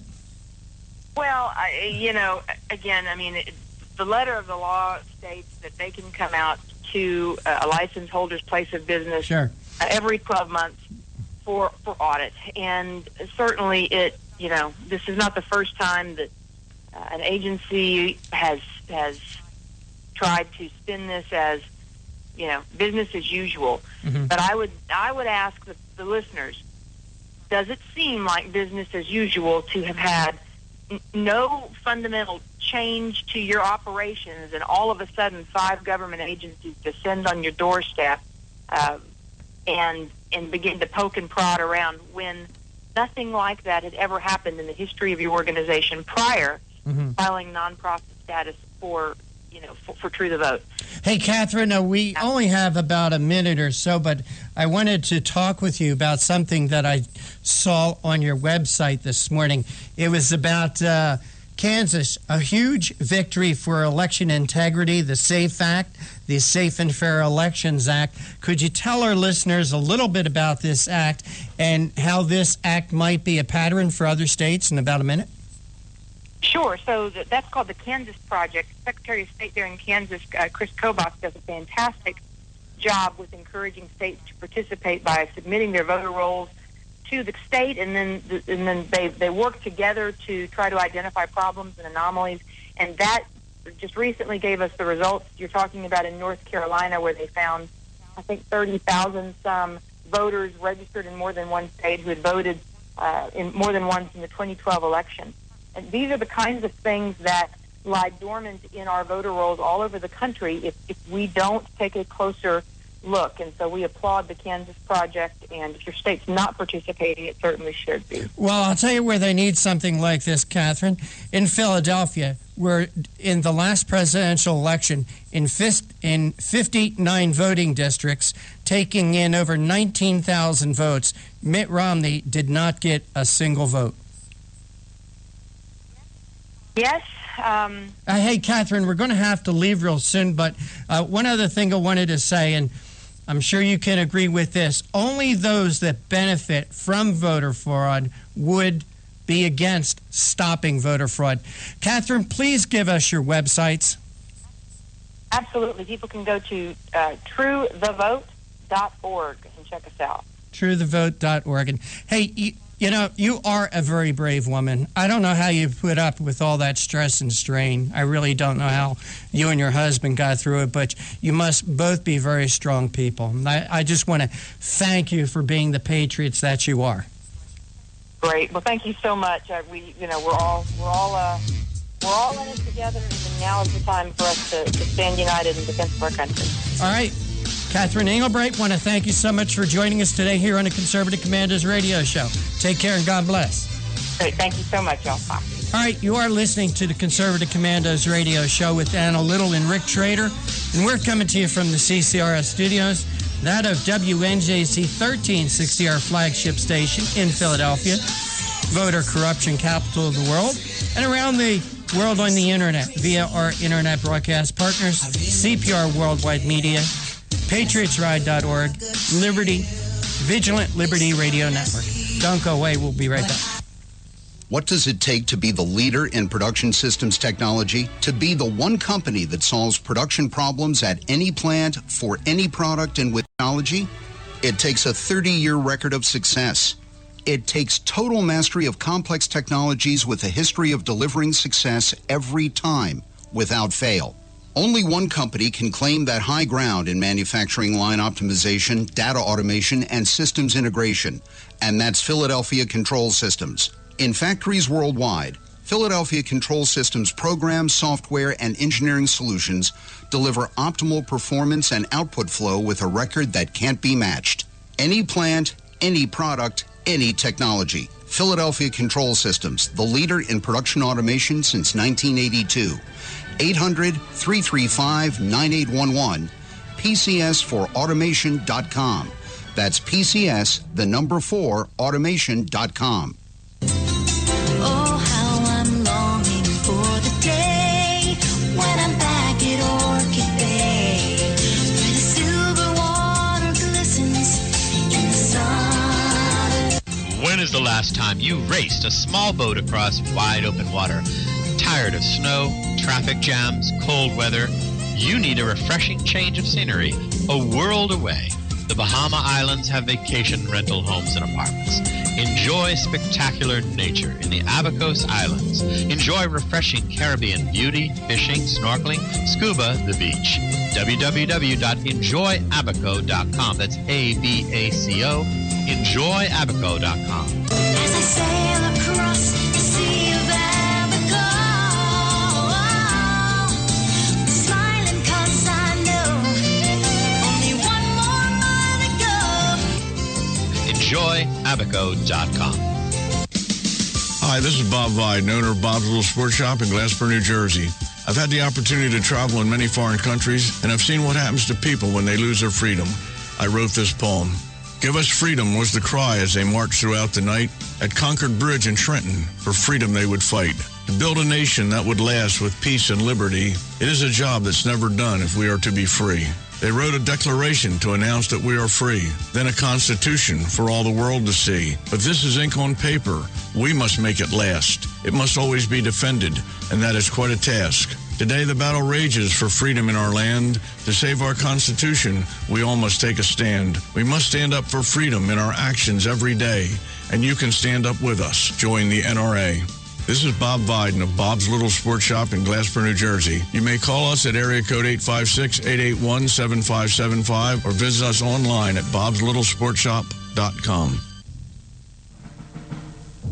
Hello, I'm Reverend Carl Kelly, and I head up the Frederick Douglass Foundation of Indiana. President Obama's attacks on the Constitution continues to be aided and abetted by one of his trusted allies in Congress, ultra-liberal Democrat Andre Caution of Indianapolis, nationally known for his infamous racial rants against the Tea Party. I want to tell you about J.D. Manier. J.D. will be a representative for the people of the 7th District. J.D. Manier is a pro-growth Reagan conservative and is co-host of the Conservative Commandos Radio Show. He is asking you to join his army of supporters in order to defeat Carson and go to Washington to demand special prosecutors for Benghazi, the IRS, and other scandals. J.D. is interested in what's good for the people of the 7th District, not Nancy Pelosi. He will promote strong economic growth and jobs by getting the government off the backs of the people, voting for tax cuts and slashing regulations. Help elect a pro-life defender of freedom who will strongly support Israel, vote to cut wasteful spending, and battle to repeal Obama's socialist agenda. Log on to ManierForCongress.com and donate today. That's MINIEAR for Congress.com. Paid for and authorized by the J.D. Manier for Congress Committee. I'm J.D. Manier, candidate for the U.S. House of Representatives, Indiana District 7, and I approve of this message.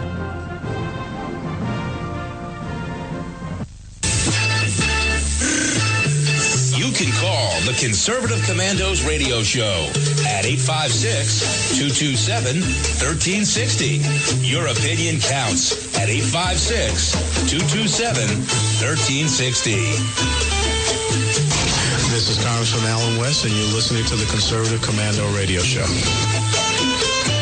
Welcome back, listeners. Welcome back to Conservative Commandos Radio Show. We are broadcasting live this afternoon from our flagship station, WNJC 1360, and around the world on the Internet.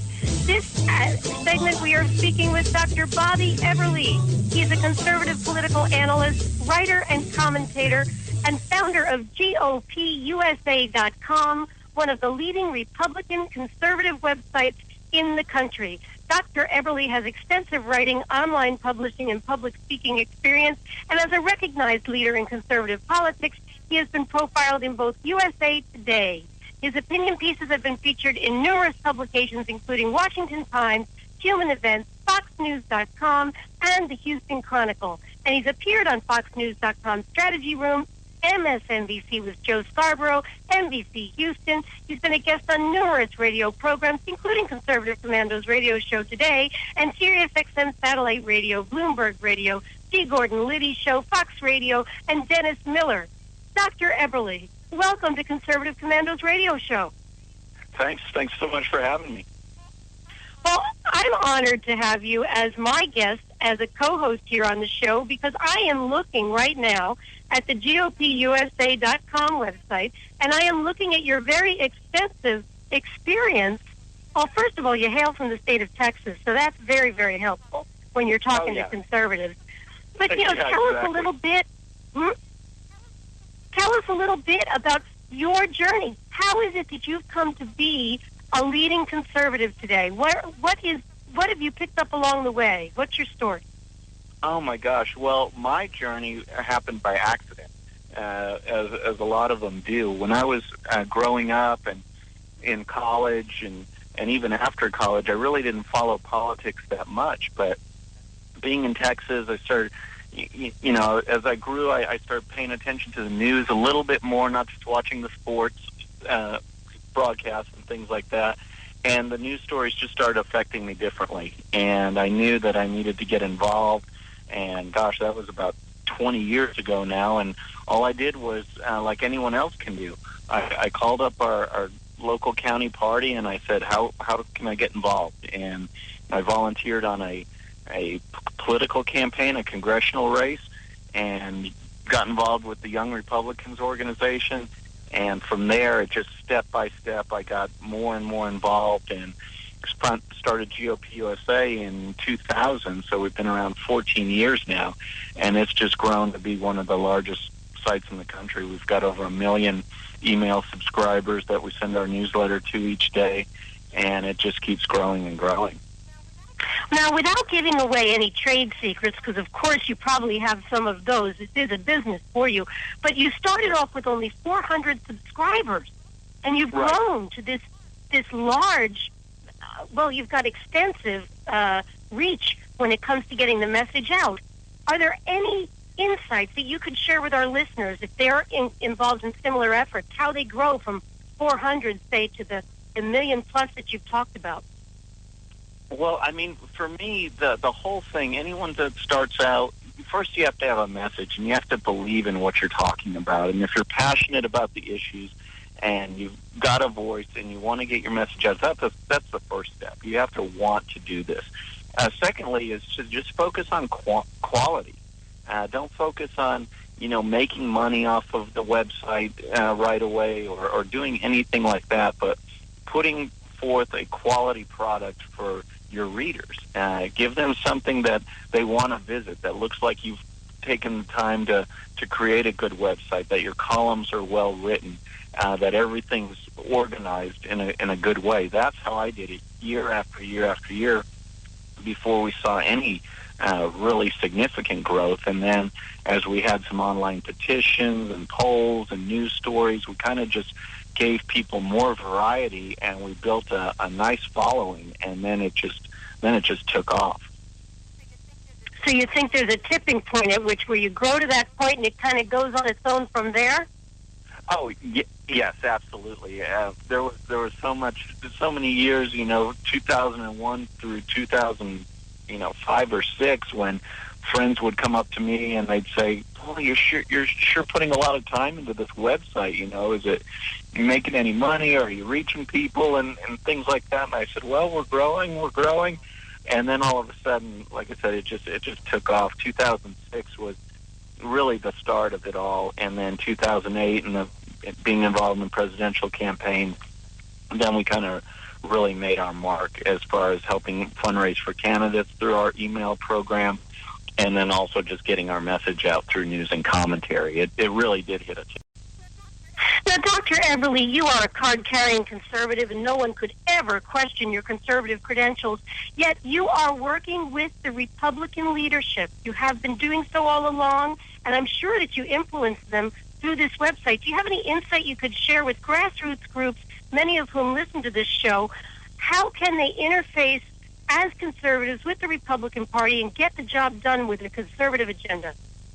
Well, see, that's a great question, and it's a tough answer, because so many times there's battles within the established Republican Party, and this is one of the reasons why I like my job, and that is I can stand true to conservative principles, and I can write about conservative issues and talk about it from that perspective. And sometimes that might mean taking a Republican legislator to task, or talking about an issue that maybe the party isn't promoting as much as they should. And so that's why I like the position that I'm in. And so what I would recommend to grassroots activists is be true to those principles and get involved at the party level where you can promote your ideals and promote the conservative philosophy, because the more conservatives that get involved, that's the only way we can change the party. If it stays fractured with, moderates and establishment Republicans and only a small voice of true conservatives, then we're always going to be on the outside. And until we can really rally the conservative base into a strong, united voice, then, I fear we're going to be shut out for presidential elections to come. And that's why we really need to get our act together. We've got a great Tea Party movement that's really pushing conservative ideals. And so we need to just keep building that momentum and working with the party to get the right candidates out there running for office, to support them, and then see it through till the big election. That just sounds like terrific advice, and I know it's very, very tough, because, believe me, I've been involved in it myself. And listeners, I think you've got to heed what Dr. Eberle has to say, because, Dr. Eberle, you're qualified to talk to us about this.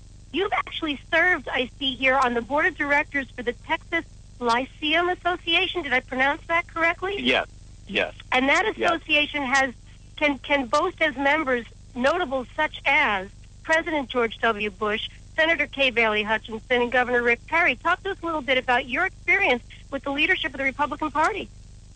Well, it was great. It was a very big honor to serve with them. I was state chairman of the Texas Young Republicans, so I worked with the party quite a bit. And in the county that encompasses Houston, which is my hometown, I was involved with them a lot too. And it's just really good when you get out there and you're active. Here's the other thing I would tell grassroots activists is don't be afraid to speak up and express an idea. Just because you think you might be the new person, you might not be the, quote, important person. Ideas, they have no rank. They have no weight in line. You want to get them out there. And working with party leaders, I found that, if you conduct yourself in a professional manner and you speak out and you have good ideas, you will be heard. And that's the thing. We've got to work together with our leaders to get them on the right track. And I've been fortunate enough to work with some great ones. Dr. Eberly, I hope that you will hold on through the break. We do have to go to a break right now. But when we come back, I want to talk to you a little bit about GOP strategy. I know our listeners are very interested in that. Listeners, we are broadcasting live at Conservative Commandos Radio Show from our flagship station, WNJC 1360, and around the world on the Internet. We do have to go to break right now, but don't you go away, because when we come back, we're going to talk with Dr. Eberly some more, and you're going to be very interested in what he has to say.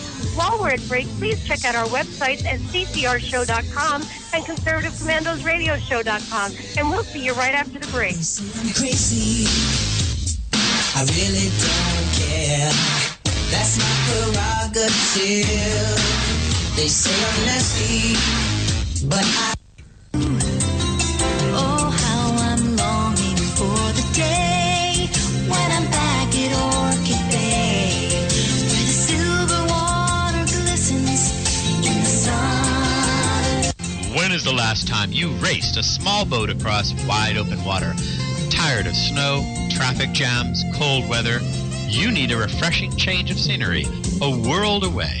The Bahama Islands have vacation rental homes and apartments.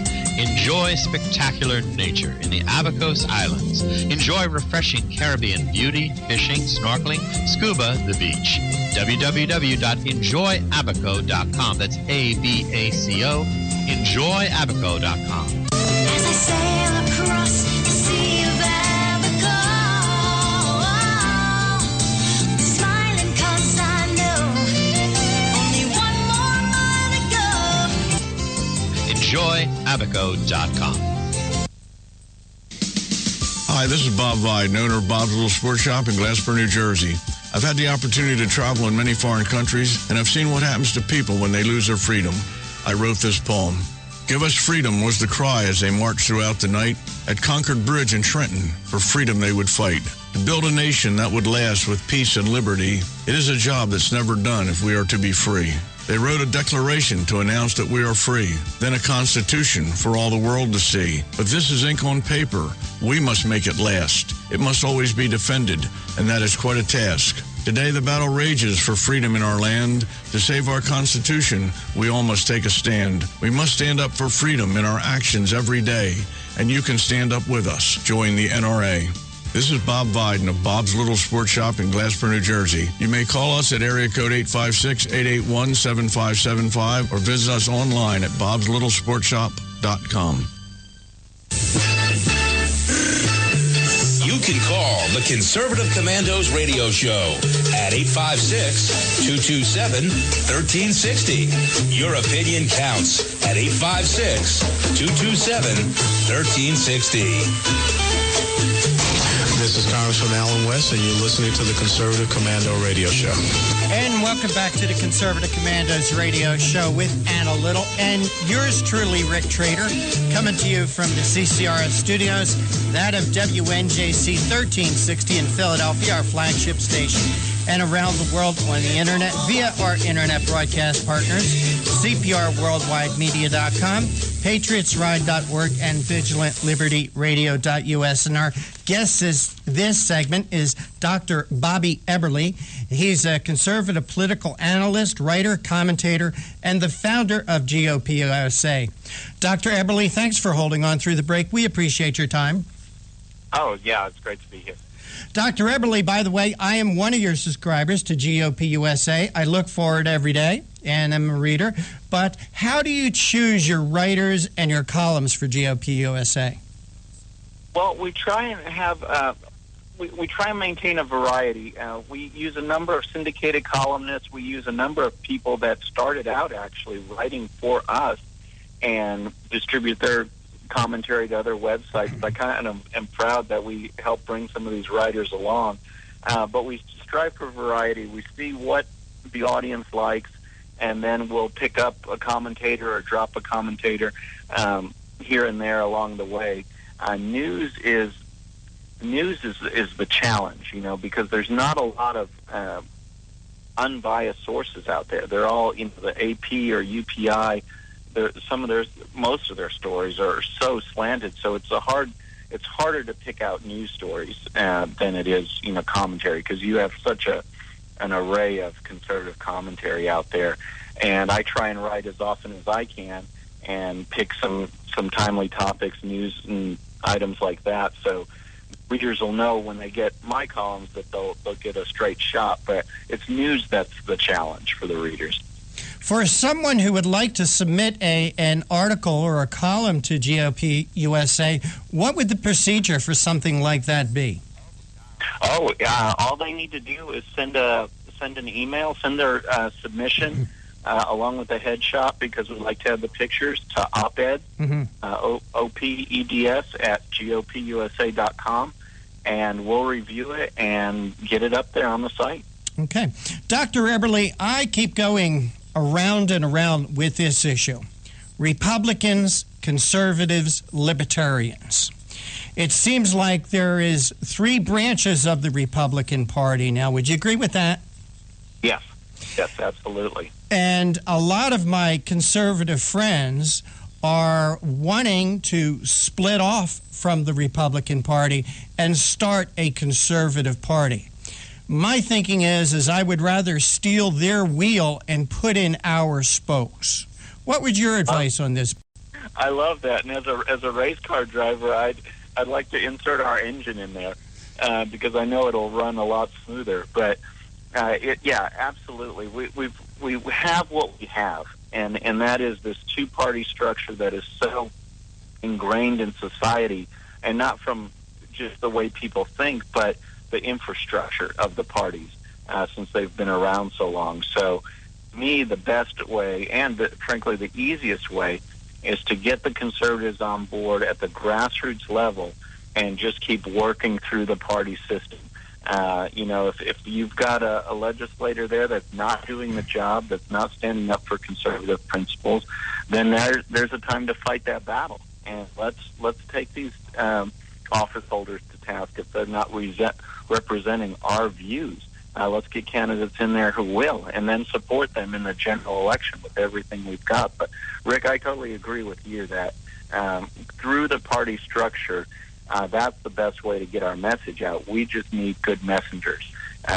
We have the conservative message. We know what we believe in. And we have the structure to get the message out. We just need good messengers.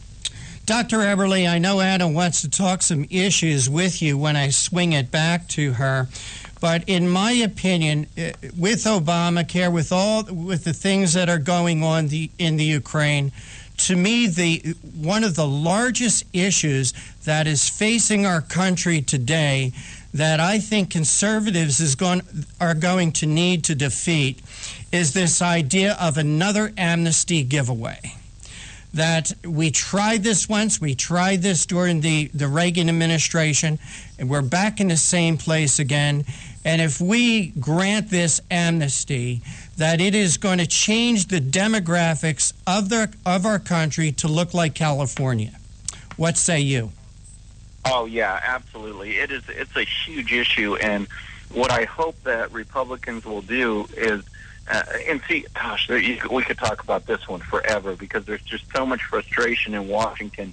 And this was even in the Bush administration, where when we had a chance to really govern, it just seemed that this issue came up as a way to try and what they thought would be scoring political points, and it never, ever does. It just alienates our base, for one, and it's wrong for the country, especially now when we're talking about an economy that's struggling and so many people out of work. We want to flood the marketplace with even more low-wage job seekers. It just doesn't make sense, and it's not right to reward law-breaking. And it's going to, if we push that, if our legislators push that, it's going to alienate so many core voters that we need.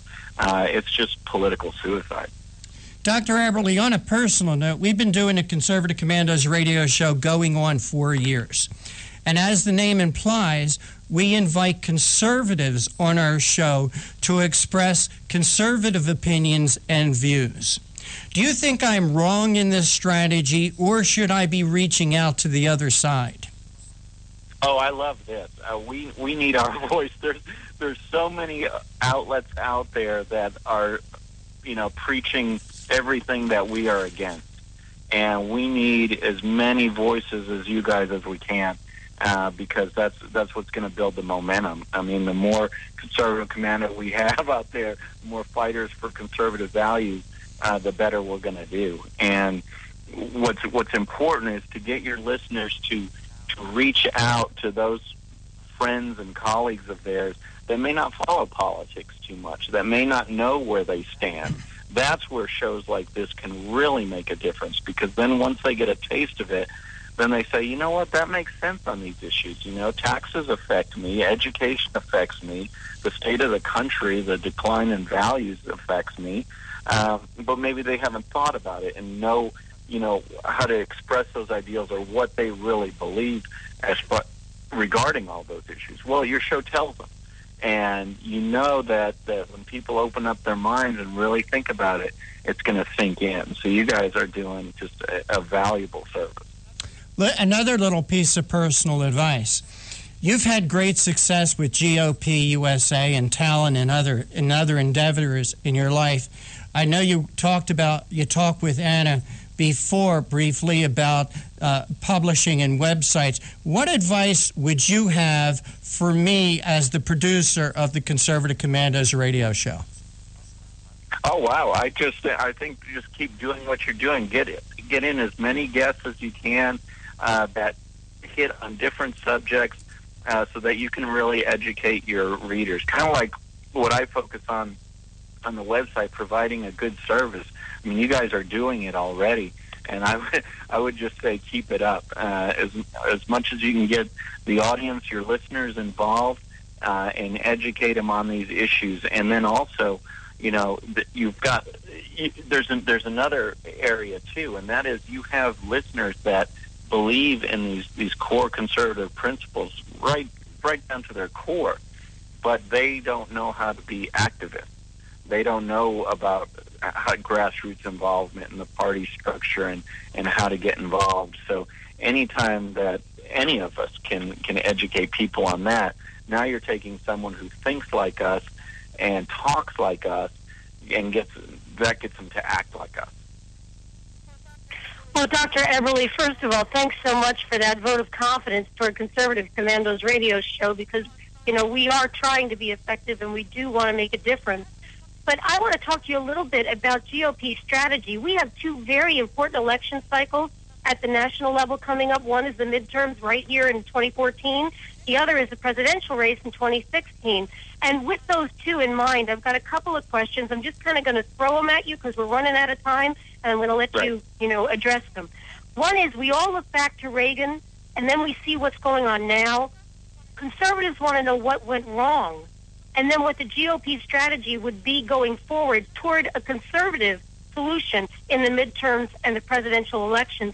And how does the grassroots factor in this? Oh, sure. Well, here's part of the problem, and I touched on it briefly with Rick, and that is that we became a victim of our own success. And, in the late 90s, early 2000s, when we controlled, there's a period of time when we controlled everything. And unlike, let's contrast that with what Obama did when he controlled the House and the Senate and, of course, holding the presidency. They rammed the biggest liberal government takeover piece of legislation down our throats. And they all stood by it. And in a way, you've got to give them credit because they had the numbers and they acted on it. Can you imagine if we would do the same thing? It just, and that's what we need to do. If we get in control, the idea is to get some things done, is to shrink government, is to lower taxes, is to put forth conservative principles, not be considering the next election already, or what kind of political maneuvering can we do to appeal to some splinter block of voters to score political points. I mean, Obama and his folks went for the liberal agenda. If we get into power, we need to promote the conservative agenda, and I think that's where we went wrong along the way. It was too much politics and not enough principle. I think everybody loves hearing that from you, Dr. Eberle, and I'm so sorry I have to cut you short. We're going to have you back again on Conservative Commandos radio show, but remind people we're in with you and get your advice directly from you after listening to the show. Oh, well, I appreciate you being here, and I'd be happy to come back at any time. And for the listeners, I invite them to go to GOPUSA.com, sign up for our newsletters, and enjoy the content. All right, with that, Anna, sorry to interrupt, Anna, but we are up against the clock. We got to run. We got to go. Take care. God bless, and we'll see you next week on the radio.